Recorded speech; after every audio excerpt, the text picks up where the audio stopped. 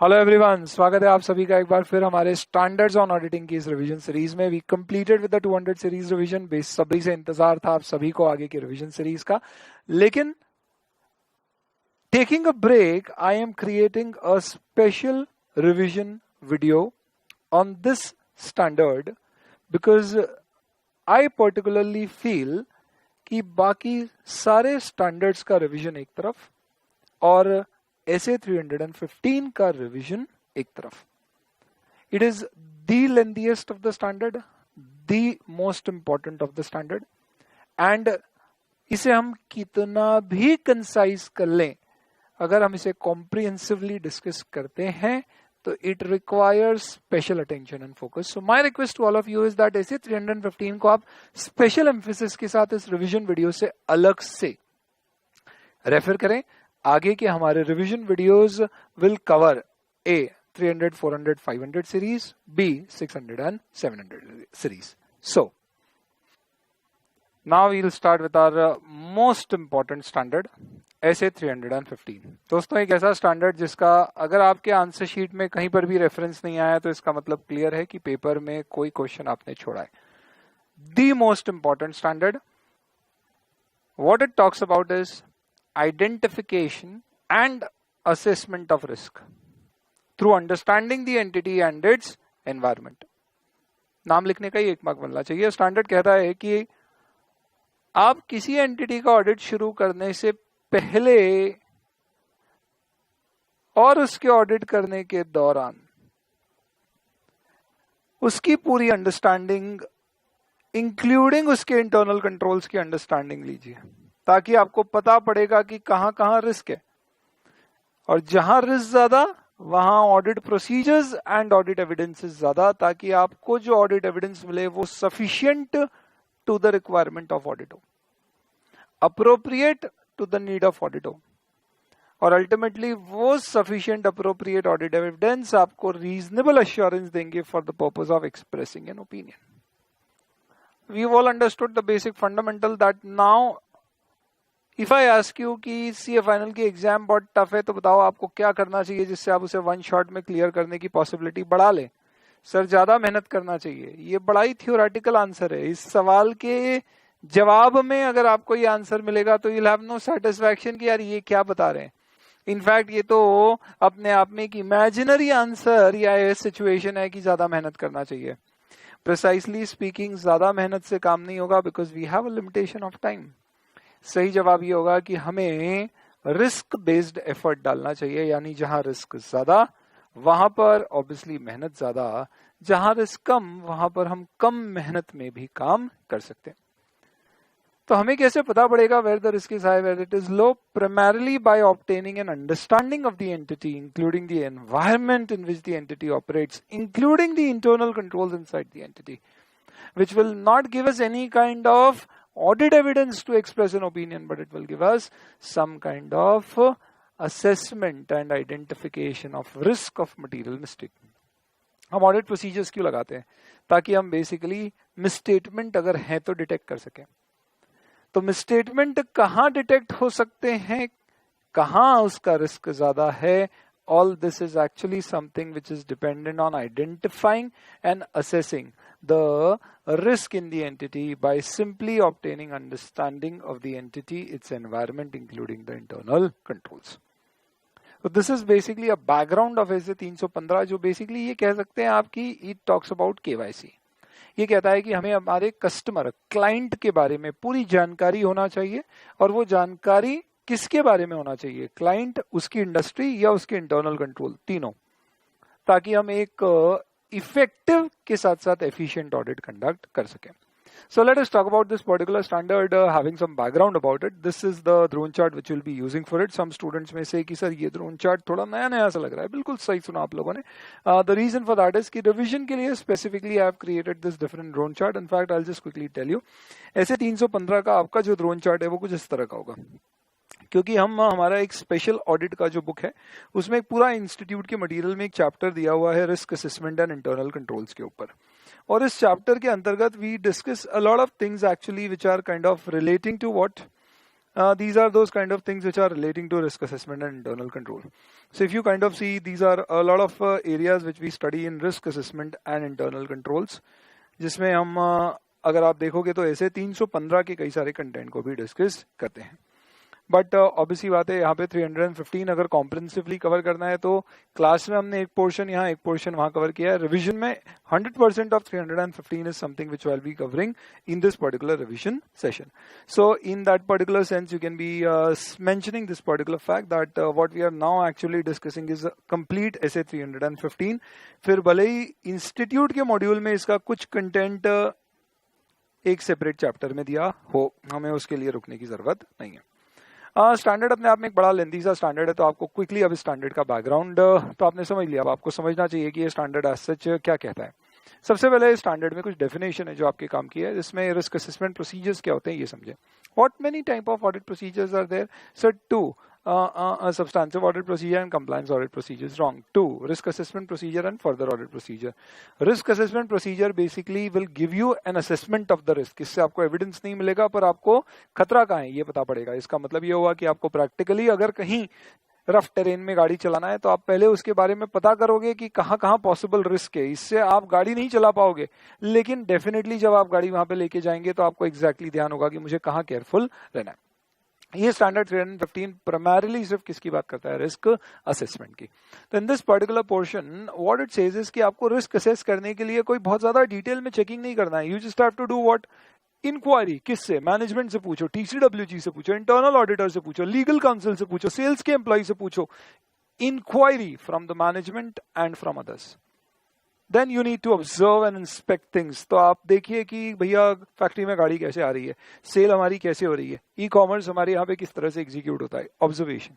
जरूरत पड़ने पे कुछ प्रोसेस डॉक्यूमेंट्स होते हैं हर कंपनी के, उसको आप इंस्पेक्ट भी कर सकते हो. And the most important procedure which you could apply for financial statements is analytical procedures. And these are risk assessment analytical procedures. जिसका एक सिंपल सा एग्जांपल है, जब आप ऑडिट शुरू करते हैं तो पिछले साल के फाइनेंशियल और करंट ईयर के फाइनेंशियल्स को साथ साथ में रख के कंपेयर करते हो कि सेल्स कितनी बड़ी है, उसी प्रोपोर्शन में कॉस्ट ऑफ सेल्स बड़ी है, क्या हमारे खर्चे मोरलेस उस प्रोपोर्शन में बढ़े हैं. ओ हमने तो देखा कि भाई इस बार प्रोडक्शन बहुत बड़ा है पर बिजली का खर्चा कम हुआ, ये कैसे हो गया? मार्क करो, इसके ऊपर ज्यादा ध्यान दिया जाएगा. This is something which is doing what? Analysis of the financial data with some other financial data, current year, previous year. And based on this analysis, then you identify possibly electricity expense needs to be checked in detail. You do not get any evidence of electricity expense. You only get an idea that there is a possible misstatement. And if it is a material expense, then you will have to get into details when you apply your further audit procedure, for which we will study SA 330. तो primarily अगर मैं बात करूं इस particular standard में, सबसे पहले अगर मैं डेफिनेशन की बात कर रहा हूं तो I am talking about the first definition which I am discussing here is the risk assessment procedures. Now risk assessment procedures को डिफाइन कैसे किया जाएगा? These are audit procedures which are performed just to obtain the understanding of the entity, the environment, the internal controls, so as to assess and identify the risk of misstatement. How many types of procedures are there? तो primarily 4 तरह के procedures हैं. एक आप management से inquiry कर लो, दूसरों से इंक्वायरी कर लो. दूसरों में कौन हो सकता है? TCWG, employ, in house, legal counsel, internal audit function, marketing, sales professionals. Examples also given here. इसके अलावा observation, inspection, just I told you what can you observe, entity के ऑपरेशन, माल का इनवर्ड आना, ऑनलाइन सेल्स होना, इस तरह की चीजें. Inspect documents, SOP, standard operating procedures of the company, and analytical procedures on financial non financial data.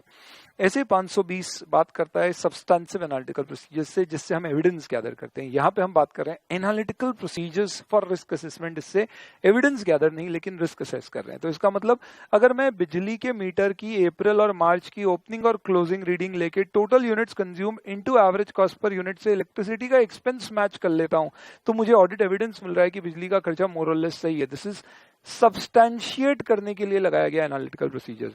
लेकिन इसी की जगह अगर मैं सिर्फ पिछले और करंट ईयर के बिजली के बिल को कंपेयर करके ये बता रहा हूं कि प्रोडक्शन के प्रोपोर्शन में एक्सपेंस सेम तरह से चेंज नहीं हुआ है, hence I need to get into details, ये मेरा एक एनालिटिकल प्रोसीजर है, पर ये रिस्क असेसमेंट के लिए किया गया है. तो I hope you are very clear with this. इसके अलावा स्टैंडर्ड ये भी कहता है कि ये 4 तो आपके स्पेसिफिकली रिस्क असेसमेंट प्रोसीजर्स हैं.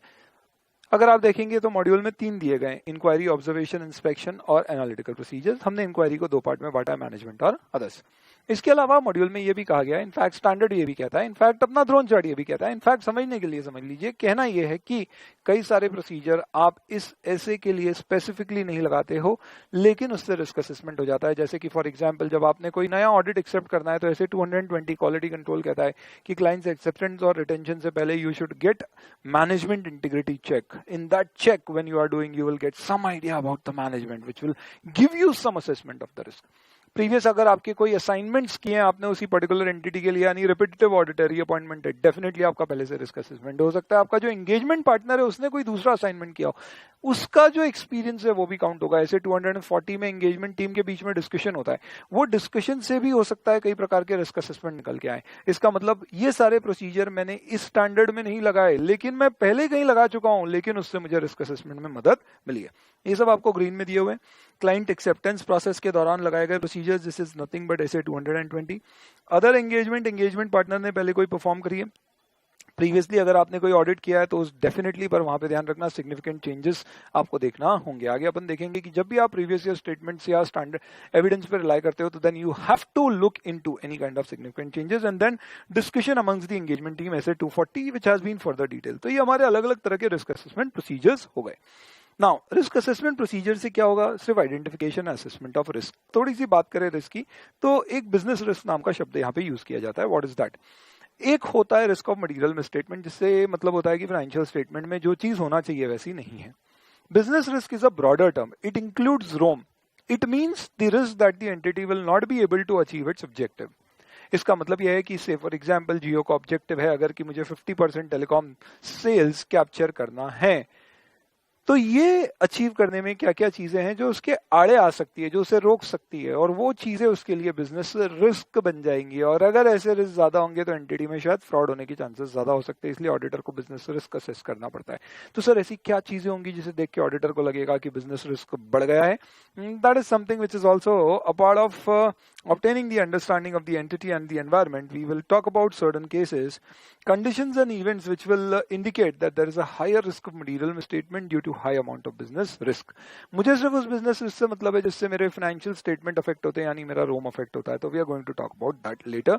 I'm just trying to correlate a certain set of things between this particular chart. Next. Assertion नाम का एक शब्द यूज किया गया जिसको हमने ऐसे 200 में डिस्कस किया था। What is an assertion?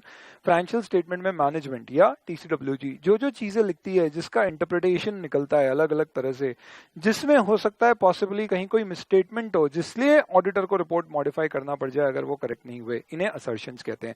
Definition क्या है? रिप्रेजेंटेशन बाय मैनेजमेंट, एक्सप्लिसिट और अदरवाइज यानी इंप्लाइड भी हो सकते हैं, embodied in the financial statements which is used by the auditor to consider other any kind of potential misstatement. This is something which we need to ensure that where is the risk of material misstatement in any of the assertions. तो ये particular standard ये कहता है कि आपको हम entity और उसके environment और internal control की assessment करने की understanding ऐसी देंगे जिससे आप ये conclude कर पाओगे कि क्या entity में overall level पे risk ज़्यादा है या किसी particular assertion पे, यानी कि जिसे हम बोलते हैं classes of transaction account balance और डिस्क्लोजर्स, उस लेवल पे रिस्क ज्यादा है। That is something which is referring to the assertions. What are internal control, कई बार डिस्कस कर चुके हैं। Basically internal controls are designed, implemented and maintained to ensure that the material misstatements are prevented, detected and corrected. So internal control का basic उद्देश्य क्या होता है? Design, implementation or maintenance of internal control is done by TCWG and management to ensure what that basically financial statements are not misstated.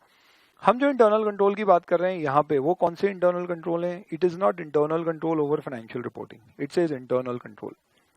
अब यहाँ पे अगर आप बात करोगे, एक सेकंड अगर मैं लूँ तो इंटरनल कंट्रोल का डिस्कशन अगर मैं डिवाइड करूँ इनटू डिफरेंट पार्ट्स तो आपको समझना होगा कि एक इंटरनल कंट्रोल हम पढ़ते हैं section 143 powers and duties of auditors में सबसेक्शन 3 स्पेसिफिक रिपोर्टिंग रिस्पॉन्सिबिलिटी का क्लॉज आई, जिसे IFC over FR internal financial control over financial reporting कहते हैं, जिसपे ऑडिटर को स्पेसिफिकली रिपोर्ट करना होता है, वो इंटरनल फाइनेंशियल कंट्रोल है। ये इंटरनल कंट्रोल है, इसका मतलब कि इसमें सारे कंट्रोल्स शामिल होंगे। So if I'm talking about a restaurant, internal control in a restaurant will include control like quality check of the food, for which auditor really is not too much concerned. तो internal control की definition आएगी तो 315 का reference आएगा। 315 कहता है internal control के क्या पर्पस होते हैं? 4 पर्पस। लॉ एंड रेगुलेशन का कंप्लायंस, फाइनेंशियल रिपोर्टिंग प्रॉपर होना, एफिशिएंसी और economy of operation, effectiveness of operations achieve करना है, एंड ऑल इन ऑल हमें इंश्योर करना है कि हमारी असेट्स की सेफगार्डिंग हो, जिसको हम याद करते हैं लॉ एंड रेगुलेशन को ऐसे फ्री में मिले।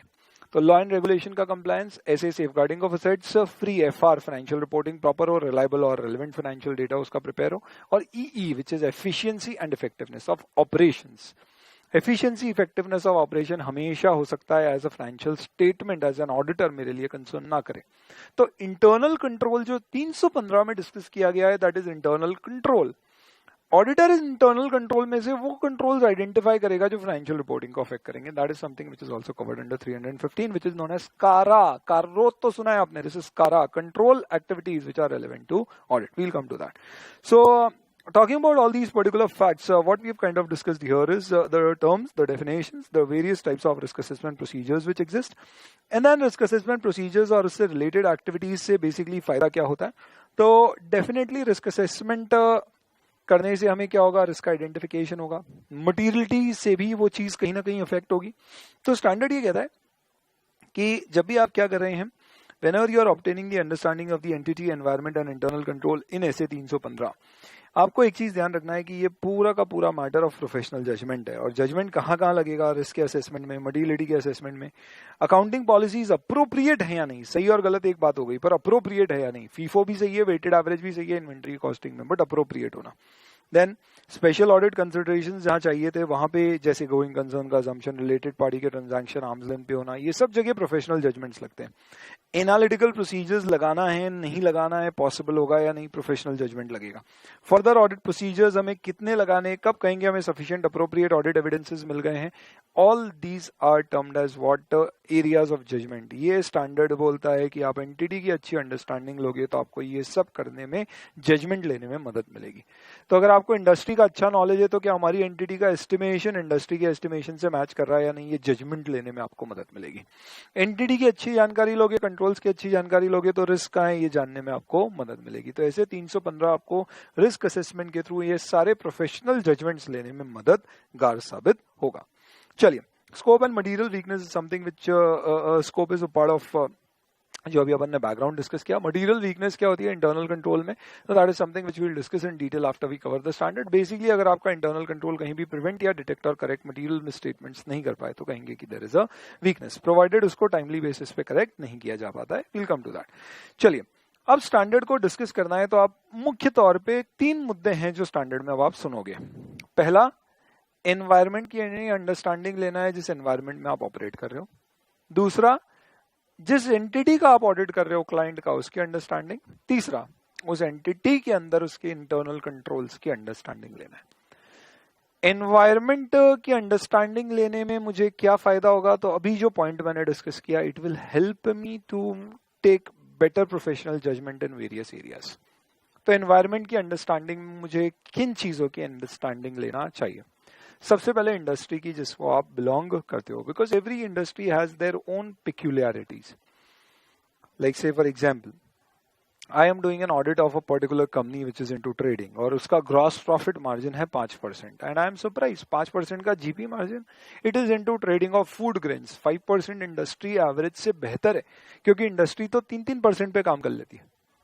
तो इसका मतलब क्या हुआ कि there is no risk. But अगर आप एक सॉफ्टवेयर कंपनी का ऑडिट कर रहे हो, वहां पे GP margin 5%, you will not buy this thing. तो इसका मतलब आपको इंडस्ट्री की इंफॉर्मेशन लेना है। तो एनवायरमेंट में अपने को क्या इंफॉर्मेशन लेना है, तो आप 3 मैटर्स को यहीं से आइडेंटिफाई कर लो। ये 3 मैटर्स क्या हैं, these are IRO। I is industry, R is regulatory factors and O is others. Industry में मार्केट क्या है, कंपटीशन क्या है, साइक्लिक है, बिजनेस हमारा सीजनल नेचर का तो नहीं है, ग्रोथ में इंडस्ट्री, डाउन ट्रेंड में क्या ट्रेंड चल रहा है, ये सब इंडस्ट्री की इन्फॉर्मेशन। रेगुलेटरी, क्या लॉ एंड रेगुलेशन लगते हैं, कितने लॉ एंड रेगुलेशन लगते हैं, क्या एज सच देखा जाए तो कोई चेंजेस ड्यूरिंग द ईयर और लॉ एंड रेगुलेशन लगे। समझ रहे हो, आप पेट्रोलियम कंपनी है तो उसमें डेफिनेटली क्या प्राइस चेंजेस हुए, इनफैक्ट क्या मेथड फ्लक्चुएट हो गया। आप समझो, आप एक पेट्रोलियम कंपनी का ऑडिट कर रहे हो एंड नाउ आपको पता पड़ा है कि पहले सरकार फिक्स प्राइस रखती थी, कभी कभी दाम चेंज होते थे।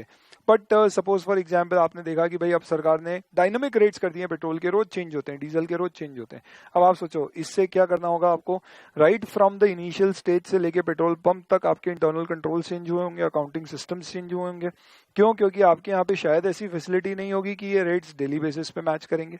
फिर उसके बाद आपके नए इश्यूज आएंगे कि ईयर एंड पे से फॉर एग्जांपल मेरे पास स्टॉक रखा हुआ है जिसको से फॉर एग्जांपल मैंने एक्स पर बाय किया था, और ईयर एंड पे 31 मार्च पे पेट्रोल की प्राइस 80 रुपीज थी, बट देन 1 अप्रैल को वो प्राइस 79 हो गई, फिर 78 हो गई, फिर 82 हो गई। अब इन सब सिचुएशंस में मेरी अकाउंटिंग पे इस पे इम्पैक्ट आएगा। ये आपको कब समझ में आएगा? जब आप इंडस्ट्री की नॉलेज रखते हो, तो आपको मालूम है कि मुझे अकाउंटिंग करते समय ये प्रॉब्लम आएगी। ठीक है, so this is industry factors, regulatory factors and other factors which is more of inflation rate कहाँ जा रहा है, इंटरेस्ट रेट्स कहाँ जा रहे हैं, फॉरेन करेंसी फ्लक्चुएशंस तो नहीं है अगर मेरी एंटिटी पर से फॉरेन करेंसी में डील करती है, stuff like that. Environment very simple. Coming on to entity. Entity की जानकारी क्या लेना है? तो बहुत सिंपल बताऊं ना, तो 3 मुद्दे हैं जिसकी जानकारी आपके पास होना चाहिए। क्या 3 मुद्दे हैं? A, operating activity, B, investing activity, sir C हम बताएंगे फाइनेंसिंग एक्टिविटी। ऑपरेटिंग क्या प्रोडक्ट और सर्विस है, सेल कैसे करते हैं, कितनी लोकेशंस में उनके काम हो रहे हैं, ये सब ऑपरेटिंग एक्टिविटीज का पार्ट है। मेजर खर्चे क्या होते हैं, एम्प्लॉय टर्नओवर रेशियो क्या है, ऑपरेटिंग एक्टिविटीज। प्रोडक्शन का नेचर है हमारा या ट्रेडिंग का नेचर है, सर्विस नेचर में है क्या, ज्योग्राफिकल स्प्रेड कितना है, ऑपरेटिंग। क्यों फायदा होगा इससे? ऑब्वियसली बात है, एक्सपोर्ट कर रहे हो तो फॉरेन करेंसी, इंड AS 21, इनके एप्लीकेशन दिमाग में रखना पड़ेंगे, समझते हैं। इन्वेस्टिंग से आप देखो आपकी सब्सिडरी कितनी है, ज्वाइंट वेंचर्स कितने हैं, कितने अलायंसेज हुए हैं, आपने इस साल क्या मेजर इन्वेस्टमेंट्स किए हैं या सेट ऑफ्स किए हैं, क्या इम्पेयरमेंट तरह की कोई चीजें पॉसिबली दिख रही हैं? क्यों? क्योंकि इन्वेस्टमेंट्स एज सच हमने क्या किए हैं, बेसिकली इन्वेस्टिंग इनफ्लो है, असेट्स खूब सारे बेचे हैं। फाइनेंसिंग बेसिकली हमारा क्या फाइनेंसिंग स्ट्रक्चर है, ओनरशिप स्ट्रक्चर क्या है, इनफैक्ट ओनर और मैनेजमेंट की भी जानकारी आपके पास होना चाहिए। So what we are saying is, सबसे पहले आपको एंटिटी की जानकारी लेना है तो you should first obtain the जानकारी of ownership and the structure in terms of कि हम किसी ग्रुप का पार्ट है, मैनेजमेंट का क्या स्ट्रक्चर है। Then you should obtain information about 3 things, operating, investing and financing activity. Then you should go to financial reporting. तो हम नॉर्मली कोई भी नया ऑडिट शुरू करेंगे तो उसके फाइनेंशियल स्टेटमेंट मंगाएंगे, और कितना सिंपल है, P&L उठा के देख लिया, उसमें सारे खर्चे पढ़ लो। अब आपने खर्चों में जैसे जैसे चीजें पढ़ते गए, आपने देखा कि ओके यहाँ पे डिस्काउंट रिसीव्ड है, यहाँ पे डिस्काउंट गिवन है, इसका मतलब क्या होता है, कंपनी में डिस्काउंट भी होता है और डिस्काउंट रिसीव को अदर इनकम दिखा रहे हैं, सेल्स एडजस्ट नहीं कर रहे हैं, इसका कोई छोटा सा एडजस्टमेंट होगा। पेनल्टी दिख गई आपको, से फॉर एग्जाम्पल आपको दिख गया एक्साइज, हमको समझ नहीं आया, हमने बोला जीएसटी के जमाने में एक्साइज कैसे, तो हो सकता है मालूम पड़े कि कुछ प्रोडक्ट अभी भी हमारे एक्साइज में, स्टेट एक्साइज में कवर हो रहे हैं। तो ये क्या होगा, जैसे आप P&L में ये सारी चीजें देखोगे आपको वहीं से पता पड़ जाएगा। तो financial reporting and accounting policies also, कि कंपनी क्या अकाउंटिंग पॉलिसीज फॉलो कर रही है, कंजर्वेटिव है या नहीं है। ऑब्वियसली बात है, फाइनेंशियल रिपोर्टिंग से आपको पता पड़ा AS फॉलो कर रही है या इंड AS। फिर उसके अंदर जहां ऑप्शन टू सिलेक्ट पॉलिसीज है, कैसी पॉलिसीज यूज कर रखी है। तो what you will have to do is you will have to obtain information about the business operation, operating activities of the entity, that's nice. You should obtain investing activities information. There are so many examples. And financing activity. फिर financial reporting देखिए, accounting policies देखिए, और ये सब करने के बाद फिर आप business risk assess करो। बिजनेस रिस्क के असेसमेंट से फिर आप रिलेट करोगे उससे कि कहाँ रिस्क ऑफ मटेरियल मिसस्टेटमेंट ज्यादा हो सकता है। Business risk is a broader term, risk of material misstatement is a part of it. Business risk could include so many things which auditor is not concerned with, like say for example restaurant business risk of not providing quality product. Auditor really is not directly concerned, but in a restaurant business I am suffering due to the COVID outcome. I have got some rent concessions, I have not got some rent concessions. In days 116 has done some amendments for rent concession related accounting treatment. Now I know कि ये COVID से affect हुआ, मेरा restaurant के business से मेरे lease rental का impact हुआ और उसकी अकाउंटिंग में चेंज हुआ है। तो जब मैंने अंडरस्टैंडिंग ली किसकी, फाइनेंशियल रिपोर्टिंग की, कि ये इंड AS फॉलो करते हैं, इंडस्ट्री की कि यहाँ पे चेंज हुआ इंड AS 116 में, और एंटिटी में कि इसके रेंटेड प्रेमाइसेस हैं, तो मुझे मालूम पड़ा कि इससे मेरा एक मटेरियल मिसस्टेटमेंट की कहीं अकाउंटिंग गलत ना हो गई हो लीज की, ये सामने आता है। तो रिस्क ऑफ मटेरियल मिसस्टेटमेंट हमारे लिए प्राइमरली इंपॉर्टेंट है। और देखो एक चीज ध्यान रखना, रिवीजन में मेरा कोई ऑब्जेक्टिव नहीं है कि मैं एक एक करके इसको पढ़ते जाऊं। पढ़ने के लिए ये नोट्स आपके पास है, आप खुद पढ़ सकते हो। मैं आपको एक ऐसा बैकग्राउंड दे रहा हूं थोड़ा समय लेके, जिससे कि आप इस स्टैंडर्ड को अच्छे से ना सिर्फ रिवाइज ही कर सको, लेकिन समझते हुए रिवाइज कर दो और रिलेट भी कर दो, ताकि एग्जाम में कोई पर्टिकुलर टॉपिक आए तो आप एग्जैक्टली उसको कोड कर पाओ। सो कंडीशंस एंड इवेंट्स विच में इंडिकेट कि रिस्क ऑफ मटेरियल मिसस्टेटमेंट बढ़ जाएगा, ये कब होगा? तो आप देखिए इसके एग्जाम्पल्स क्या हैं। अगर आप अनस्टेबल रीजन्स में ऑपरेट कर रहे हो, economically unstable, as in places like Syria, Zimbabwe, high inflation rate, very unstable political conditions, volatile markets हैं आपके जहां पे आप ऑपरेट करते हो, आपका बिजनेस का नेचर ही क्या है, बेसिकली शेयर मार्केट ट्रेडिंग वगैरह टाइप का है। देन कॉम्प्लेक्स रेगुलेशंस हैं आपके ऊपर एप्लीकेबल, पेट्रोलियम इंडस्ट्री को बिलोंग करते हो आप, गोइंग कंसर्न का रिस्क आपकी एंटिटी पे बिकॉज यू आर से इनटू ट्रैवल बिजनेस और tourism business Covid affected. Capital credit constraint से लिक्विडिटी क्रंच आपको दिख रहा है, ये कैसे पता पड़ेगा? आपने फाइनेंशियल स्टेटमेंट देखे, बिजनेस से समझा क्या है, तो आपको मालूम पड़ा कि भैया बहुत बड़ी प्रॉब्लम है, खाता हमारा नॉन परफॉर्मिंग असेट हो गया। ये आपको अंडरस्टैंडिंग ऑफ एंटिटी एनवायरनमेंट लेते समय मालूम पड़ गया। तो अब आपको मालूम है कि इसका बड़ा मटीरियल स्टेटमेंट का रिस्क हो सकता है क्योंकि एंटिटी पे फाइनेंशियल प्रेशर है। तो ऐसे 240 में हमने पढ़ा था कि this is something which will create a pressure on the entity which will increase the frauds. तो 315 उन फैक्टर्स की बात कर रहा है जो फैक्टर्स सिमिलरली 240 में भी कहीं आते हैं, ये बता रहा है जिससे रिस्क बढ़ेगा, क्या इससे फ्रॉड की पॉसिबिलिटी हो सकती है, वो 240।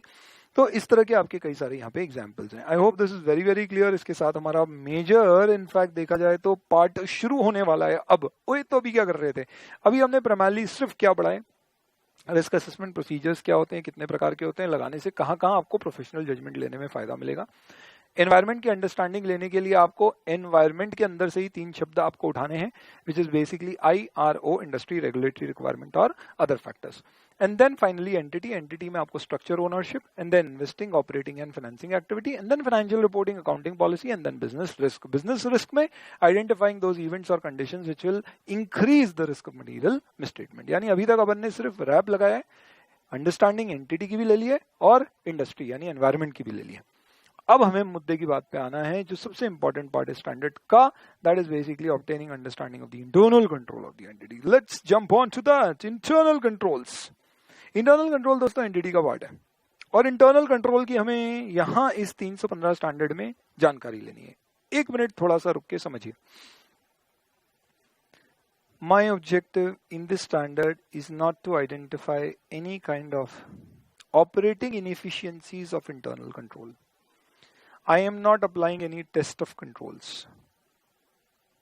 सरल भाषा में मेरा उद्देश्य इस स्टैंडर्ड में कंपनी ने जो कंट्रोल्स मुझे बताए हैं उसको टेस्ट करके वो अच्छे से काम नहीं कर रहे हैं ये चेक करना नहीं है। वो 330 है, फर्दर ऑडिट प्रोसीजर का पार्ट है, to obtain audit evidence to make an opinion.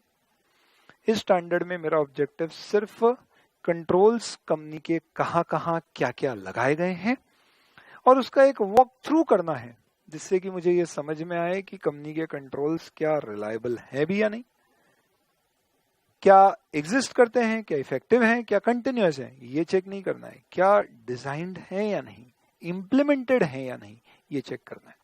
क्या ये ऑपरेटिंग इफेक्टिवली है या नहीं, ये चेक करना नहीं है। तो जब मुझे यहाँ लगेगा कि नहीं यार कंपनी में तो बहुत बढ़िया कंट्रोल्स हैं जो एग्जिस्ट करते हैं और उन्होंने लगाए भी हैं, तो फिर मैं बोलूंगा चलो अब जब मैं ऑडिट एविडेंस गैदर करूंगा तो मैं कंट्रोल्स अच्छे से चेक करके उस पर रिलाई करके कई सारे और ये जगह टेस्ट ऑफ डिटेल्स कम कर दूंगा and I will primarily rely on internal controls. तो दिस इज प्राइमरली एक किराने की दुकान का ऑडिट अगर आप करोगे तो you definitely will not rely on controls. आप बेसिकली क्या करोगे, वाउचर्स चेक करोगे, परचेज के, सेल्स की आपने जो एंट्री कैश बुक में कर रखी होगी वो देखोगे।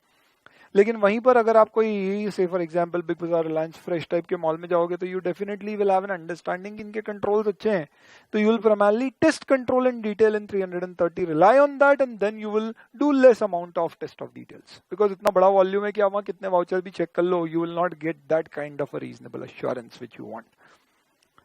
तो इसका मतलब यहाँ पे मैं सिर्फ देख रहा हूं कि क्या कंट्रोल रिलायबल है, एग्जिस्ट और इम्प्लीमेंटेड है या नहीं है, डिजाइन किया गया, इंप्लीमेंट किया गया या नहीं। और अगर ऐसा है तो फिर मैं आगे डिसाइड करूंगा कि कितना इसे टेस्ट करूं, कितना इसे टेस्ट करने की जरूरत है, कितना इससे मैं एविडेंस गैदर कर सकता हूं ताकि मैं दूसरे सब्सटेंसिव ऑडिट प्रोसीजर अपने कम कर सकूं। तो यहाँ पे हम क्या करेंगे, हम समझेंगे एंटिटी से, हम बोलेंगे एंटिटी जरा बता तुम्हारे क्या कंट्रोल्स हैं। अब क्या मतलब एंटिटी के क्या कंट्रोल्स हैं, इसका मतलब क्या हुआ एग्जैक्टली। तो अब आपको एंटिटी और उसकी एनवायरनमेंट की जानकारी है। अब आप पूछ रहे हो कि यार आपने कंट्रोल्स क्या लगाए, तो जब आप पूछोगे कि आप कंट्रोल्स क्या लगा रहे हो तो आपको कुछ बेसिक चीजें पता होना चाहिए, जैसे कि इंटरनल कंट्रोल में क्या आता है, सब कुछ लॉ एंड रेगुलेशन को ऐसे फ्री में मिले। लॉ एंड रेगुलेशन का कंप्लायंस उसका एक पर्पस है, सेफगार्डिंग ऑफ असेट उसका एक पर्पस है, safe efficiency and effectiveness of operation उसका एक पर्पस है, और फाइनेंशियल रिपोर्टिंग प्रॉपर है उसका ये पर्पस है। इन सारे पर्पस में से मेरे लिए क्या रेलेवेंट है, something which has more of a financial sense.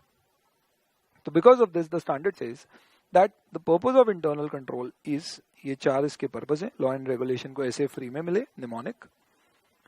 लेकिन मुझे सिर्फ कौन से कंट्रोल चाहिए जो रेलेवेंट फॉर ऑडिट है, control activities that are relevant to audit. कौन सी ऑडिट के लिए रेलेवेंट होंगी ये डिपेंड करेगा कई सारे फैक्टर्स पे, which will come to it. पर उससे पहले आपको मोर इंपॉर्टेंटली ये समझना पड़ेगा क्या कि चाहे कितना भी कर लो, कोई कंट्रोल अपने आप में फुल प्रूफ नहीं हो सकता। So now let us talk some general things about internal control, not internal financial control, overall internal control, general nature and characteristics of it. 1. Purpose, law and regulation को ऐसे free में मिले, LRSAFREE. 2. Limitation होती है internal control की, yes. क्या कभी भी कोई internal control पूरी तरह से prevent या detect and correct कर पाएगा material misstatement को? नहीं। क्यों? Human errors, human collusions, मिली भगत हो गई दो लोगों के बीच में। इसका मतलब सिंपल सी बात है कि अगर एग्जामिनर ही अपने मामा निकले जो एग्जामिनेशन हॉल में थे तो फिर खत्म हो गई बात, मिली भगत, कोल्यूजन, सारे कंट्रोल्स खत्म आईसीआई के। एक्सेप्शनल इवेंट्स, कोई नया सेंटर आईसीआई ने एग्जाम सेंटर बनाया और वहां पर से देखा जाए तो कोई फैसिलिटी मिसिंग हो गई, एज इन पावर फेलियर हो गया, बिकॉज ऑफ विच क्या हो गया, पावर फेलियर और सूर्य ग्रहण साथ में, समझ रहे हो आप। ऐसे ये तो कभी हो ही नहीं सकता। एक्सेप्शनल आइटम्स, चीटिंग आसानी से हो गई है, हालांकि देखने वालों को भी नहीं दिखा आगे क्या है, but nevertheless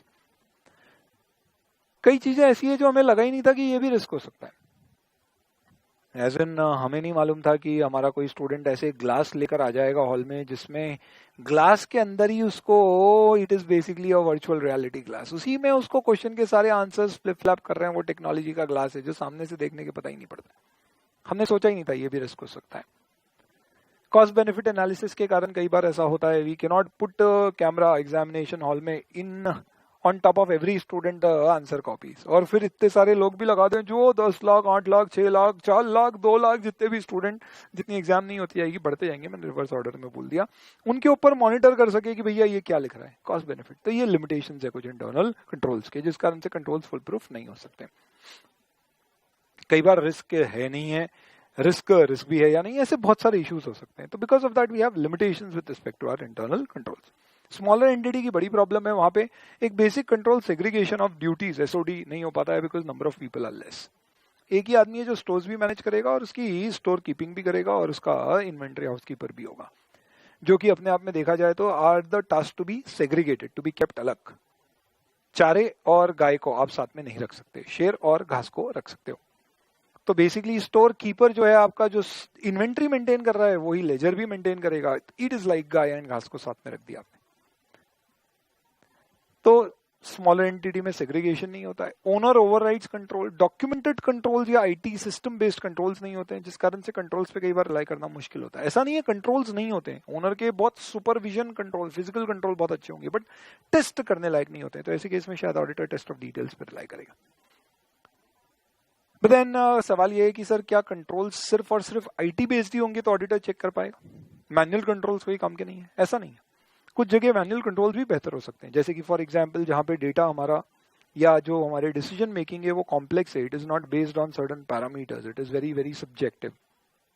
like legal cases के ऊपर normally I will not have any kind of IT controls, it will be purely based on my legal adviser counsel's advice as to how should I move ahead. So I may not have internal control which are system based, there will be man based controls for it. तो जहाँ judgemental matters होते हैं वहां पे manual अच्छा होता है, जहाँ लार्ज अनयूजुअल आइटम्स होती है वहां बेहतर होता है। प्लस आईटी के ऊपर भी मॉनिटरिंग करने के लिए हमें कहीं ना कहीं मैनुअल कंट्रोल्स लगते हैं। कहाँ मैनुअल अच्छे नहीं होते? मेरा एक ही सिंपल सा जवाब है इसका, जहां आईटी लग सके, जहां आईटी इंसानों को रिप्लेस कर सके, यू शुड डू इट। खत्म, as far as the processes are concerned, है ना। So wherever you can apply IT automated controls, you should use automated control, obviously subject to the cost benefit analysis. तो जहां पे भी ऐसा होगा वहां पे आपको क्या करना है, तो wherever you can anticipate predict, you should use automated control. जहां पे बहुत ज्यादा वॉल्यूम है मैनुअल काम ही नहीं करेगा, प्रोवाइडेड वो रेकरिंग नेचर के ट्रांजैक्शंस है एंड यू नो कि एक चीज एक तरह से होती है तो देन इट इज बेटर कि आप इसको कन्वर्ट कर सकते हो। तो it's like if I talk about doubt solving is not something which possibly we can have an automated control for, because doubt solving is very unique. Sir artificial intelligence लगा सकते हैं ना, जैसे कि हमने देखा है कई बार हम कोटक बैंक के पास जाते हैं तो हाई किया आती है उसमें, और इसी तरह से रिलायंस जियो का भी ऐसे कोई वर्चुअल असिस्टेंट आता है, और ऐसे बहुत जगह आते हैं जो प्री डिफाइंड क्वेरीज होती हैं, और आपका कितना फ्रस्ट्रेशन लेवल बढ़ता है क्योंकि जो आपको क्वेरी पूछना है वो होती नहीं। तो कई जगह नहीं कर सकते, तो वहां मैनुअल लोग ही लगेंगे, जहां कर सकते हैं वहां पे आपको आईटी यूज करना चाहिए। तो आईटी के क्या फायदे होते हैं?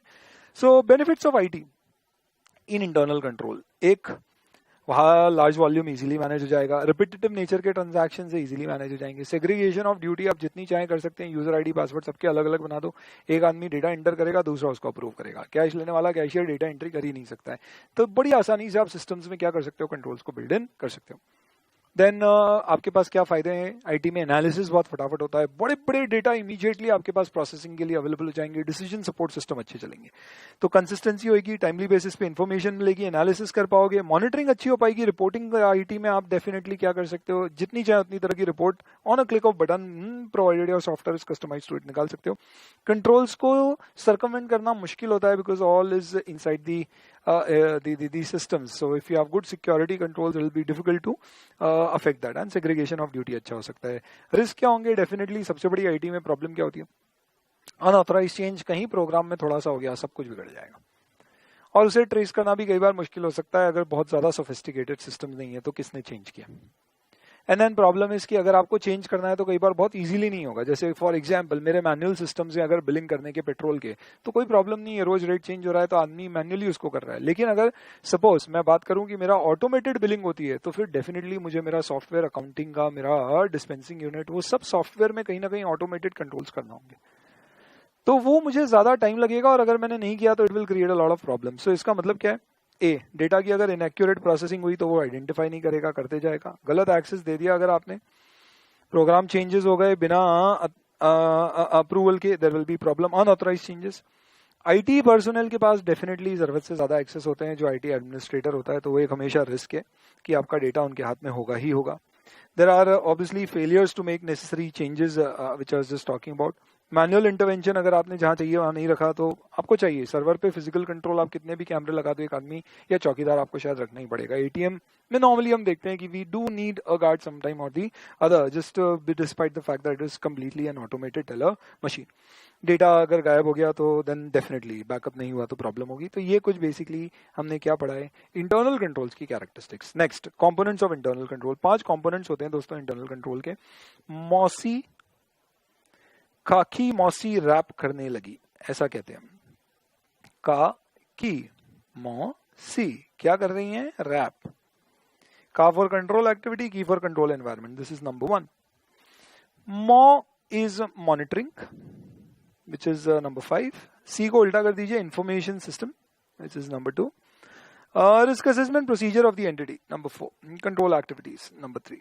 in fact नंबर्स में कोई खास ऐसा सीक्वेंस नहीं है, so you can kind of put it up here or there. यहाँ पे बुक में हमारे इस तरह से।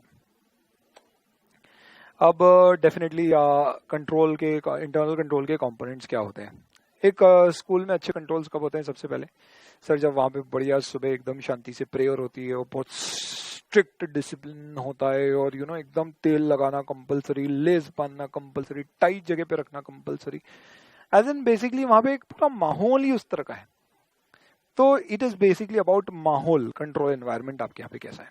तो first component of internal control is control environment. A good environment is the must, it is basic necessity, जहां पे आप क्या कर सकते हो। समझो आपको इंटरव्यू में पूछा गया है कि दोस्त जीडी में आपको एक टॉपिक दिया गया कि तुम्हारे पास एक रास्ता है जिसमें तुम थोड़ा लॉ को अगर टेढ़ा करके करोगे धंधा तो करोड़ों रुपए बच जाएंगे, पर लॉ स्ट्रिक्टली फॉलो करोगे तो तुमको खूब नुकसान होगा। कोई फॉलो करता नहीं है, प्रैक्टिस ये है, क्या करोगे?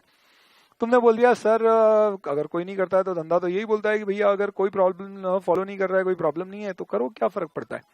अगर आपकी अप्रोच ये है और इसके बेसिस पे भी आपका सिलेक्शन हो गया तो इसका मतलब एनवायरमेंट ही वहां पर कैसा है, जुगाड़ वाला है। तो डेफिनेट बात है वहां पे इंटरनल कंट्रोल्स को प्रायोरिटी नहीं दी जाएगी, दैट इज फॉर श्योर।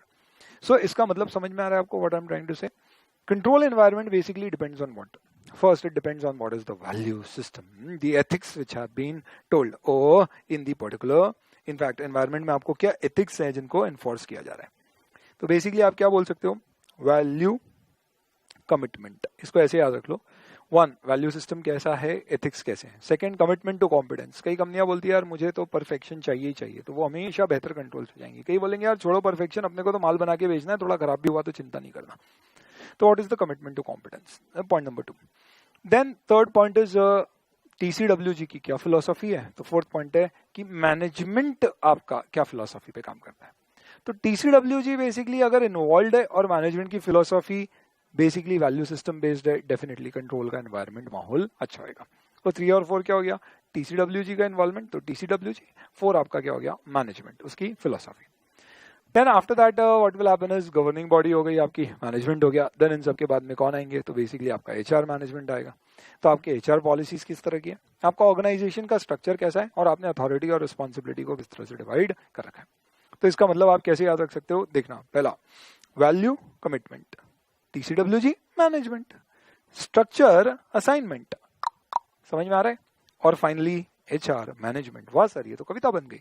तो क्या बोला मैंने, वैल्यू कैसे शुरू किया हमने, सबसे पहले एथिक्स और वैल्यू, तो हमने बोला value commitment, TCWG management, authority responsibility के लिए हमने क्या देखा, असाइनमेंट, तो हमने क्या कहा, स्ट्रक्चर असाइनमेंट, ऑर्गेनाइजेशन का स्ट्रक्चर और assignment, finally HR management, policies of the HR। तो ये बेसिकली 7 फैक्टर्स होते हैं दोस्तों जो आपके कंट्रोल एनवायरनमेंट को पैदा करते हैं। स्टैंडर्ड में कई जगह लाइन लिखी गई है, good control environment will become a base for a good internal control, though it is not an absolute deterrent to any kind of deficiencies in internal control.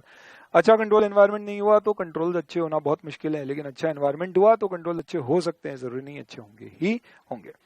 तो satisfactory control environment give you auditor a positive impact on risk assessment, but deficiency definitely will undermine the control effectiveness। शायद ऐसे case में auditor further audit procedures पे ज्यादा जाएगा। चलो next component of internal controls में हमने सबसे पहले देखा control environment. Next will come to information system which is also important, कई बार इस पे एग्जाम में क्वेश्चन आया है। ध्यान रखना इसके एग्जाम में क्वेश्चन में आइडेंटिफाई करना क्या पूछा है मुश्किल हो जाती है, क्योंकि इसमें 3 अलग अलग पॉइंट्स दिए गए, तीनों के अलग अलग आंसर हैं। क्वेश्चन समझा देता हूं मैं आपको, उससे फिर अपने आप आंसर समझ में आ जाएगा। सबसे पहले इंफॉर्मेशन सिस्टम की अंडरस्टैंडिंग आपको लेना है, तो किन एरियाज में, पहला क्वेश्चन। सेकंड, इंफॉर्मेशन सिस्टम में क्या प्रोसीजर्स होते हैं जो आपके फाइनेंशियल रिपोर्टिंग के ऑब्जेक्टिव अचीव करने में मदद करेंगे। और फाइनली इंफॉर्मेशन सिस्टम क्या मेथड्स और रिकॉर्ड्स यूज करता है ताकि आपके फाइनेंशियल रिपोर्टिंग के ऑब्जेक्टिव अचीव हो जाए। आ गया समझ में।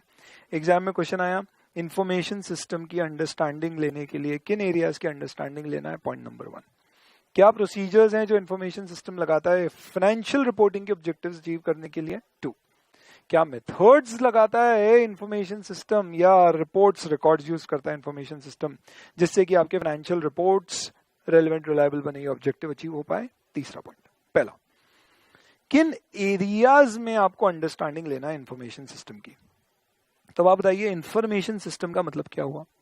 तो एंटिटी में राइट फ्रॉम ए डेटा को इनिशिएट जब हुआ तो उसको रिकॉर्ड करना, उसकी रिकॉर्डिंग के बेसिस पे उसके अकाउंट्स में लेजर में कहीं उसकी एंट्री करना, उसके ऊपर उसके कंट्रोल्स लगाना, उसका एनालिसिस करना, ये पूरा का पूरा हमें समझ में आना चाहिए। तो इसको देखते हैं क्या है। सबसे पहले what you need to understand is how information system captures events and conditions. कौन से इवेंट्स और conditions. 1, which are significant to financial statement. 2, which are other than significant to financial statement. I'll explain this further. Third, what are the procedures through which we then initiate record process, correct, and then transfer to our ledger accounts the information which we have captured. Fourth, साथ साथ में इसके क्या supporting documents और records बनाए जाते हैं. Fifth, financial reporting process में estimate judgments और adjustment entries जो हमें करना होती है वो कैसे की जाती है। ये 6 चीजों की तुमको अंडरस्टैंडिंग लेना है कि ये इंफॉर्मेशन सिस्टम में इन सब से रिलेटेड क्या क्या जानकारी है। इसका मतलब समझिएगा। सबसे पहले आपको क्या समझना है, let's take any particular example for that particular matter. Let's take an example of an online marketplace. तो अमेजोन है, तो अमेजोन के केस में आपको इंफॉर्मेशन सिस्टम आप समझते हो उसके तो बहुत ही अपने आप में डिटेल सिस्टम्स हैं जिसमें वो हर एक इंफॉर्मेशन रखता है कि हमारा कौन सा कंज्यूमर किस पर्टिकुलर साइट के किस पेज पे किस प्रोडक्ट पे कितना टाइम दिया, खरीदा नहीं किया, उसने क्या उसको इंस्पेक्ट किया या नहीं किया, इंस्पेक्ट करके कहीं वो चले तो नहीं गया, क्या वो फ्लिपकार्ट या ऐसी कोई साइट से मेरी साइट पे आया था, मेरी साइट से वो जंप करके कहाँ गया। ये इंफॉर्मेशन सिस्टम में सारी जानकारी। पर सवाल ये है कि क्या ऑडिटर के लिए ये सारी जानकारी इंपॉर्टेंट है, नहीं है मैनेजमेंट के लिए। तो हमें सबसे पहले ये समझना है कि क्या क्या ट्रांजैक्शन है जो रिकॉर्ड होते हैं बुक्स में, और वो ट्रांजैक्शंस के कैसे डेटा इनिशिएट होता है, हमारी बुक्स में रिकॉर्ड होता है और लेजर में ट्रांसफर होता है। तो मैंने देखा कि यार हमारी बुक्स में कस्टमर का लॉगिन क्रिएट होता है तो कोई ट्रांजैक्शन बुक नहीं होता है, लेकिन अगर वो परचेज करता है तो ट्रांजैक्शन बुक होता है। तो परचेज एक सिग्निफिकेंट ट्रांजैक्शन है मेरे लिए, तो वो परचेज का ट्रांजैक्शन इनिशिएट कैसे हुआ, उसने जब ऑर्डर डाला, तो ऑर्डर डालते से जब पेमेंट हुआ तब इनिशिएट हुआ, कैश ऑन डिलीवरी में कब इनिशिएट हुआ, ये सब मुझे समझना है, अंडरस्टैंडिंग लेनी है। तो ये बेसिकली मेरा पहला पार्ट है। तो क्या करना है मुझे, सिग्निफिकेंट ट्रांजैक्शन और other transaction other than significant, दोनों कैसे इनिशिएट, रिकॉर्ड, कैप्चर होते हैं और ट्रांसफर होते हैं जनरल लेजर में। इसके क्या क्या सपोर्टिंग डॉक्यूमेंट्स हैं जो मेरे पास सिस्टम में है, जो मेरे पास फिजिकली अवेलेबल है, एंड देन कहाँ कहाँ एस्टिमेट्स और ईयर एंड में क्या एडजस्टमेंट एंट्री करना है। ये 6 चीजें आपको जानकारी लेनी है। क्लियर हो गया। नेक्स्ट, निमोनिक्स, कितना सारा डेटा है इस एक स्टैंडर्ड में। निमोनिक हर पॉइंट पे बनाने जाऊंगा तो 50 निमोनिक बन जाएंगे, आप कितने याद रखोगे, इसलिए अंडरस्टैंडिंग ले लोगे तो एग्जाम में जैसे ही क्वेश्चन पड़ा आपका आंसर वहां पे बैठ पाएगा। नेक्स्ट, एफआर के ऑब्जेक्टिव अचीव करने के लिए जो प्रोसीजर इंफॉर्मेशन सिस्टम लगाता है वो क्या करता है।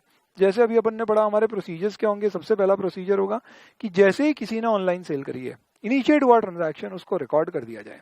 तो first we record, as soon as the transaction is initiated we record it, processes as per the accounting requirements and then report it. इसमें अगर कहीं कोई inaccurate processing हो रही है तो हमें उसको रिजॉल्व करना है। जैसे कहीं पेमेंट फेलियर हो जाता है या पेमेंट हुआ बाद में रिफंड हो गया किसी कारण से, तो वो कैसे अमेजॉन कैप्चर कर रहा है, वो प्रोसीजर अब आपको एग्जैक्टली समझना है। तो ये प्रोसीजर्स क्या यूज होते हैं। देन कहीं पे अगर सिस्टम ओवरराइड कंट्रोल हो गया, इसका मतलब क्या हुआ, कंट्रोल्स कोई बाईपास हो गए।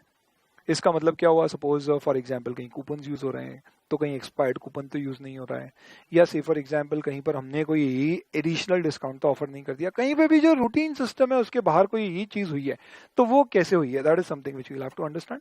और ये सब करने के बाद फाइनली हमारा ये जो भी अभी तक कैप्चर हुआ होगा, ये अमेजॉन के किस सिस्टम में कैप्चर हुआ होगा, कस्टमर के डेटाबेस में, वहां से फिर ये उसकी बुक्स ऑफ अकाउंट्स में ट्रांसफर हुआ होगा, तो वो कैसे ट्रांसफर हुआ, that is a procedure which you need to understand. And then any events and condition which are other than transaction, जैसे कि डेप्रिसिएशन हो गया, प्रोविजन है आपके, वो सब बैड डेट्स का आपको कोई प्रोविजन बनाना है, वो सब कैसे रिकॉर्ड होता है। और फाइनली ये सब के बेसिस पे हम कैसे इंश्योर करते हैं कि financial reporting framework, financial statement, balance sheet, P&L वगैरह सब कुछ ऐसे बन रही है। तो 6 पॉइंट। सबसे पहले कैसे डेटा मेरा इनिशिएट, रिकॉर्ड, प्रोसेस और रिपोर्ट होता है। इनकरेक्ट प्रोसेसिंग कैसे आइडेंटिफाई करते हैं, सिस्टम का कोई कंट्रोल बाईपास हुआ है तो उसको कैसे आइडेंटिफाई और उसको क्लियर किया जाता है। यहां से फिर जनरल लेजर में कैसे ट्रांसफर होता है, इस पूरे पर्टिकुलर प्रोसेस में जनरल लेजर में ट्रांसफर कर दिया, उसके बाद में मुझे क्या चेक करना है, एस्टिमेट्स या कोई भी ऐसी चीजें जो ट्रांजैक्शन रिलेटेड नहीं है पर रिकॉर्ड करना है, वो कैसे होती है। और इन सब के बाद फाइनली फाइनेंशियल रिपोर्टिंग फ्रेमवर्क के हिसाब से फाइनेंशियल स्टेटमेंट कैसे बनते हैं। इसके लिए मेरे इंफॉर्मेशन सिस्टम क्या मेथड्स और रिकॉर्ड्स यूज करते हैं। तो बेसिकली कहां कहां पे रिकॉर्ड यूज होंगे, जब ट्रांजैक्शन इनिशियली ही रिकॉर्ड होगा तब यूज होगा। सेकंड, तो रिकॉर्ड किस किस चीज का आएगा, देख सिंपल सी बात है, जब इनिशियल हुआ तो रिकॉर्ड होगा, उसकी वैल्यू रिकॉर्ड होगी, सही टाइम पे रिकॉर्ड होगा, हम इंश्योर करेंगे कि इस साल का है तो इस साल पे रिकॉर्ड हो जाए, उसका क्लासिफिकेशन सही होना चाहिए, उसका प्रेजेंटेशन डिस्क्लोजर सही होना चाहिए, तो जितने असर्शंस होते हैं वो सब सही हो, अब उसके लिए मेथड यूज कर लो। तो देखो, ट्रांजैक्शन है तो ही रिकॉर्ड किया जाए, समय पे रिकॉर्ड किया जाए, साथ ही साथ में क्लासिफिकेशन सही हो, इनफैक्ट सही साल में रिकॉर्ड किया जाए, सही वैल्यू पे आए और प्रेजेंटेशन और डिस्क्लोजर सही है। ये इंफॉर्मेशन सिस्टम से रिलेटेड आपके 3 पॉइंट है। देन एंटिटी के रिस्क असेसमेंट प्रोसीजर, आप बताओ रिस्क एंटिटी में अगर होगा, बिजनेस रिस्क होगा तो ये आइडेंटिफाई करना या रिस्क ऑफ मिसस्टेटमेंट आइडेंटिफाई करना ऑडिटर की तो सेकेंडरी रिस्पॉन्सिबिलिटी है, प्राइमरी रिस्पॉन्सिबिलिटी मैनेजमेंट की है। For that particular reason what I would rather say is कि in this particular situation I should ideally say what entity should have proper risk assessment procedures so that they are able to identify and assess the risk of material misstatements in their financial statement and then they can address it as well. तो entity के risk assessment procedure क्या होना चाहिए, सबसे पहले उनको ये समझना चाहिए कि कहाँ कौन कौन से बिजनेस रिस्क हैं जो फाइनेंशियल रिपोर्टिंग को अफेक्ट कर सकते हैं। सर कोई एग्जांपल दे दीजिए इसका, बिजनेस रिस्क जो फाइनेंशियल रिपोर्टिंग को अफेक्ट कर सकता है। My God, bank, Covid, bad debts, business का रिस्क है, बैड डेट्स इंपैक्ट हो रहा है, तो कौन से बिजनेस से आपके फाइनेंशियल रिपोर्ट के कौन से ऑब्जेक्टिव अफेक्ट हो सकते हैं, पहले ये समझो।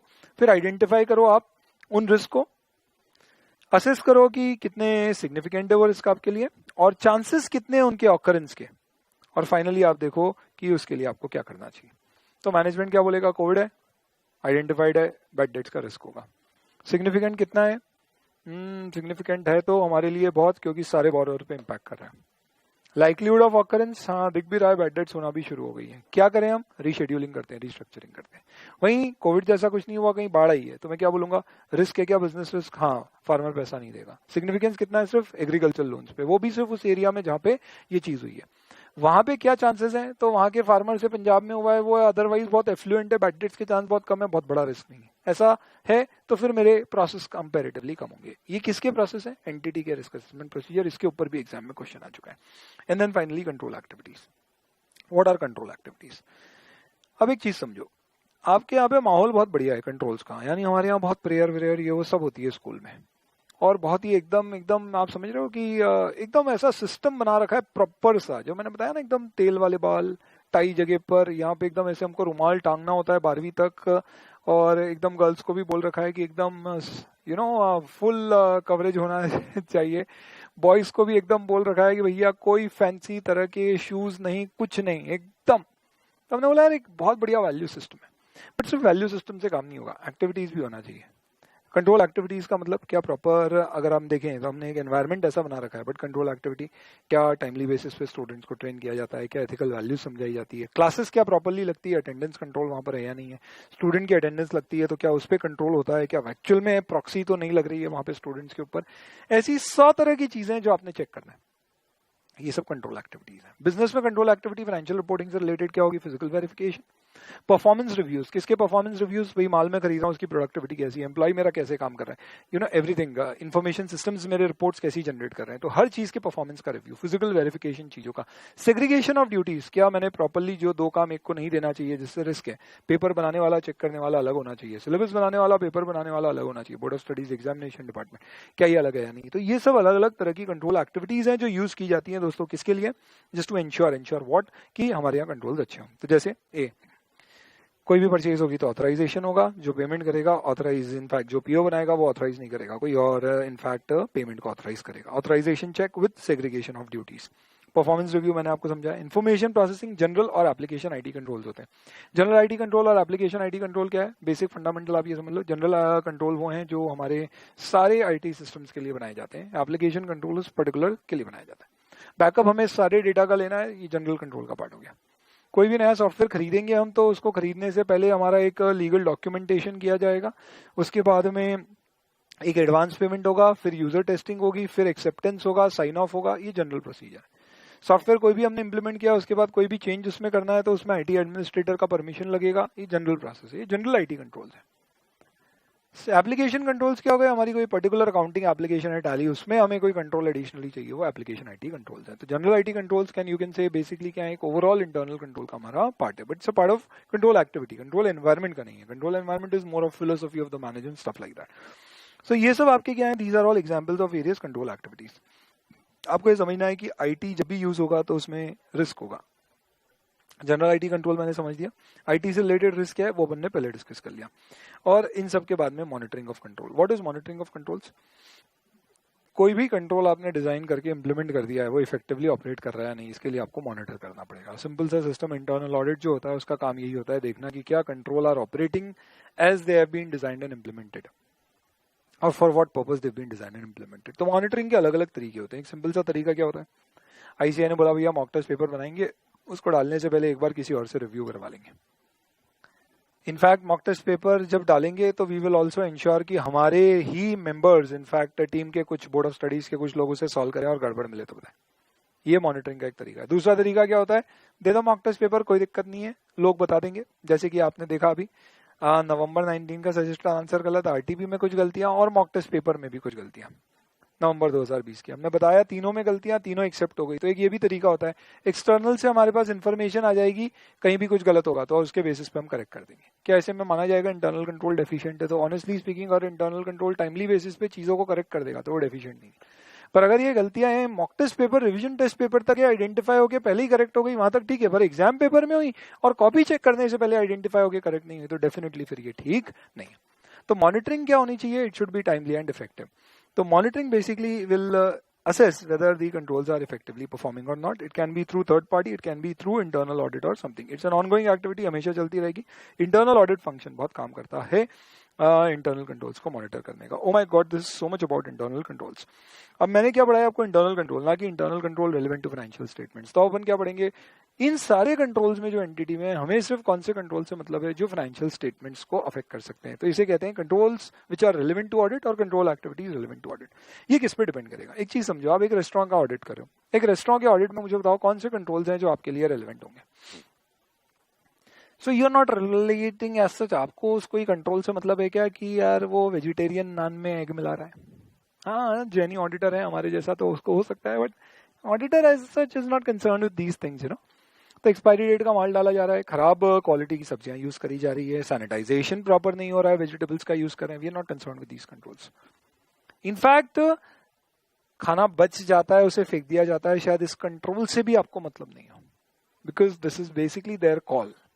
आपको क्या मतलब है कंट्रोल से कि यार जिसने पनीर खाया उसको पनीर की जगह आपने कहीं आलू की बिलिंग तो नहीं कर दी, या आपने जीएसटी गलत तो नहीं लगा दिया, या आपके यहाँ पे कोई बिना बिल का पैसा दिए तो निकल नहीं रहा है, या बिल का जो पैसा आ रहा है कहीं आपका कैशियर जेब में तो नहीं डाल रहा है बिना बिल बनाए।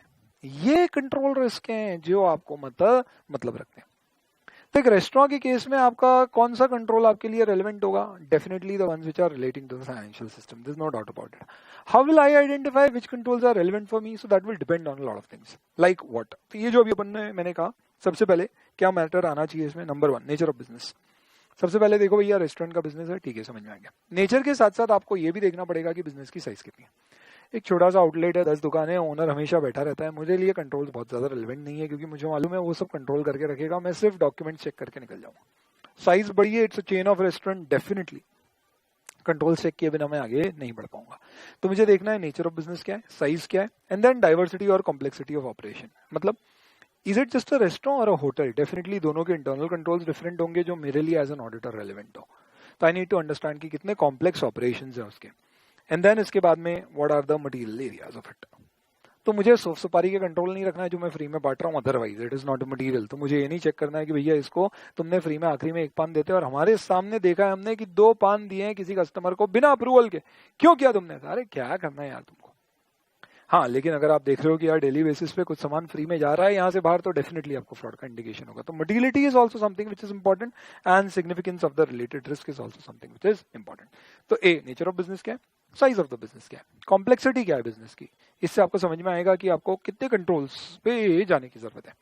फिर रिस्क कितना है और उस रिस्क का सिग्निफिकेंस कितना है, ये आपको बताएगा कि आपको किन कंट्रोल्स के ऊपर या किन एरियाज के ऊपर ज्यादा फोकस करना है। देन कोई लीगल या रेगुलेटरी रिक्वायरमेंट तो नहीं है, जैसे कि आईएफसी और एफआर की रिपोर्टिंग अगर आपको करनी है तो डेफिनेटली फिर आपके लिए कई सारे कंट्रोल्स रिलेवेंट हो जाएंगे जो उस डेफिनेशन में आते हैं।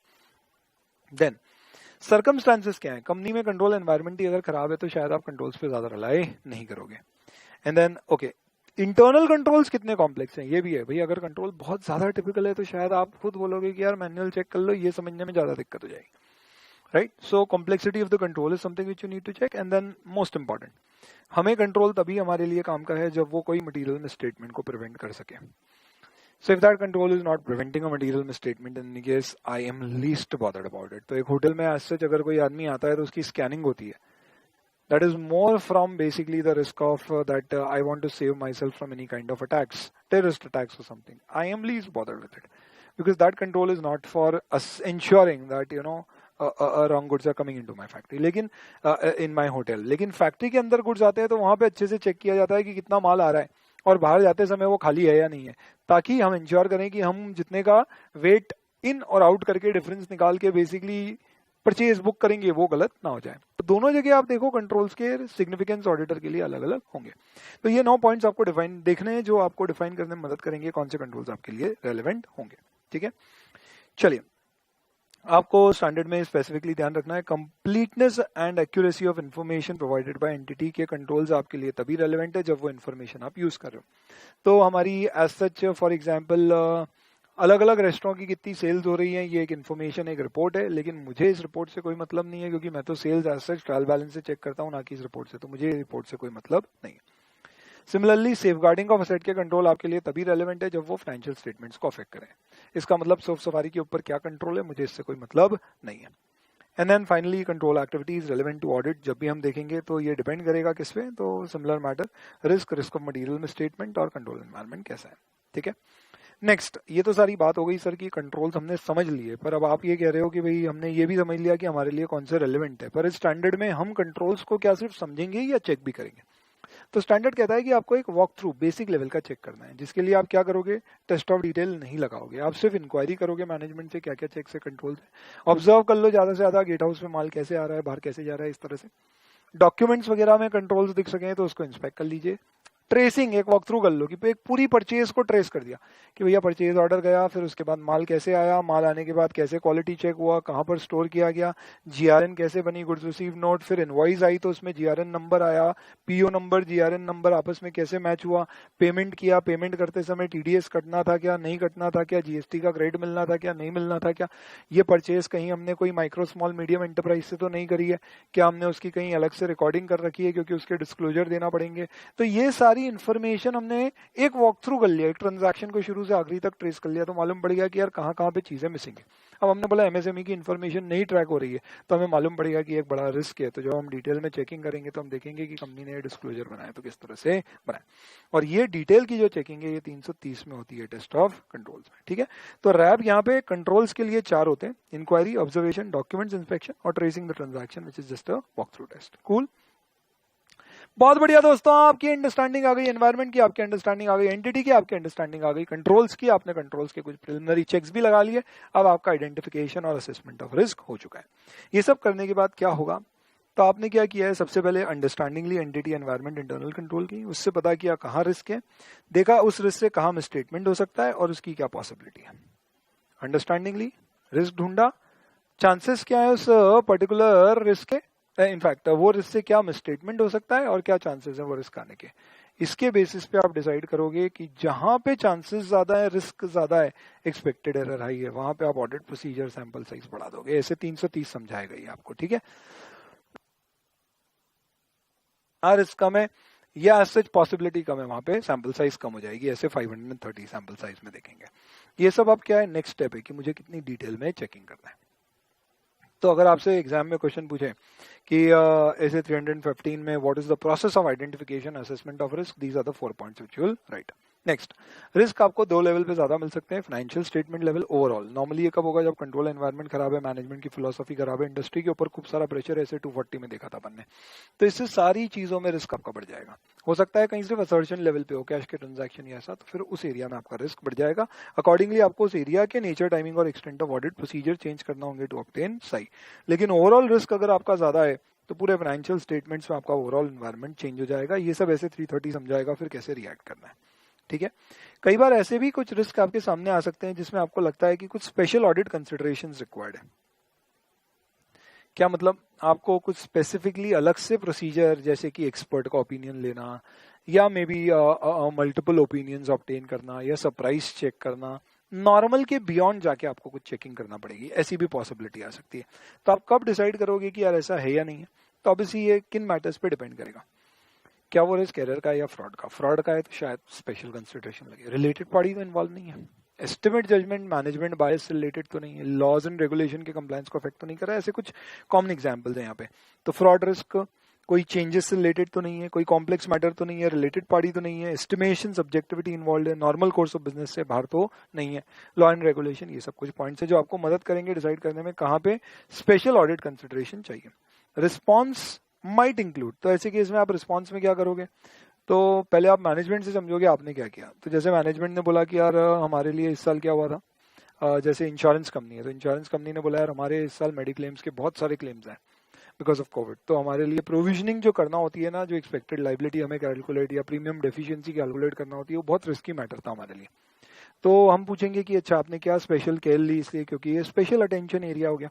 तो हम मैनेजमेंट से पूछेंगे कि भैया आपने कैसे इसको रिव्यू किया, डॉक्यूमेंट्स क्या एक्स्ट्रा बनाए, TCWG के क्या अप्रूवल है, ये सब। नेक्स्ट, कुछ चीजें ऐसी हो सकती है जहां पे आपको लगेगा कि टेस्ट ऑफ डिटेल या सब्सटैंसिव डिटेल्ड ऑडिट प्रोसीजर सफिशिएंट नहीं होंगे, वहां पे फिर आपको क्या करना पड़ेगा, कंट्रोल्स चेक करना ही पड़ेंगे। इसे 330 में चेक करेंगे। ये कब होता है, जब कंपनी में बहुत बड़ा वॉल्यूम ऑफ ट्रांजैक्शन है और आपको डर है कि क्लरिकल एरर्स हो सकती हैं, तो कंट्रोल से आप आइडेंटिफाई करोगे, क्योंकि कितना भी डेटा आप चेक कर लो, करोड़ों के ट्रांजैक्शन अगर नंबर्स में हो रहे हैं आपके, तो आपको सब्सटैंसिव प्रोसीजर नहीं लगाना है, 330 में आएगा। और रिस्क एक बार असेस किया तो सेम रहेगा कि कैसी बात कर रहे हो, डेफिनेटली चेंज हो सकता है। Material weakness in internal control हमने देखा था, लास्ट में डिस्कस करेंगे। कब माना जाएगा, ए जब कंट्रोल एग्जिस्ट होना चाहिए था और कंट्रोल ही नहीं है, एब्सेंस ऑफ कंट्रोल। दूसरा, कंट्रोल है लेकिन काम नहीं कर रहा है या जैसा करना चाहिए वैसा नहीं कर रहा है।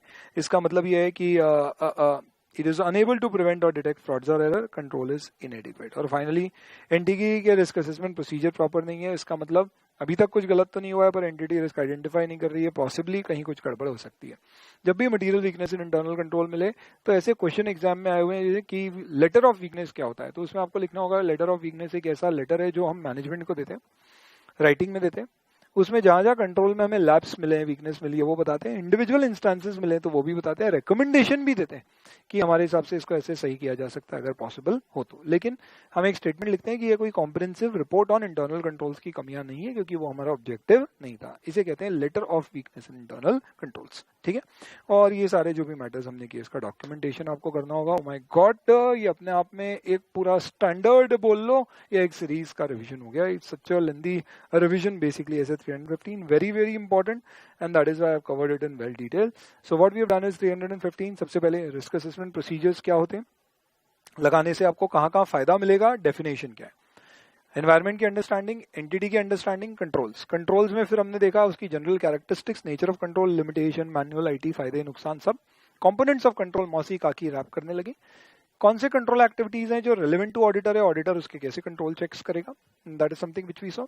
और ये सब देखने के बाद फिर हमने देखा कि ओवरऑल कंट्रोल से आपका रिस्क असेसमेंट कैसे होगा, और रिस्क असेसमेंट करने के बाद में वीकनेस इन कंट्रोल आई तो आप कैसे रिपोर्ट करोगे। इसके बेसिस पे identification and assessment of risk, financial statement के लेवल पे, असर्शन लेवल पे, कुछ ऐसे एरिया जहां रिस्क सिग्निफिकेंट है, स्पेशल ऑडिट कंसिडरेशन रिक्वायर्ड है, ऐसे आप कैसे आइडेंटिफाई करोगे। 330 बताएगा कि आप उसको रिस्पॉन्ड किस तरह से अल्टीमेटली करोगे। And then finally documentation is something which you'll have to do. ऐसे 315 cool। चलो, now we will come to ऐसे 320 which is materiality and 330 which is response to the assessed risk। तो हम in fact 320 पर आते हैं।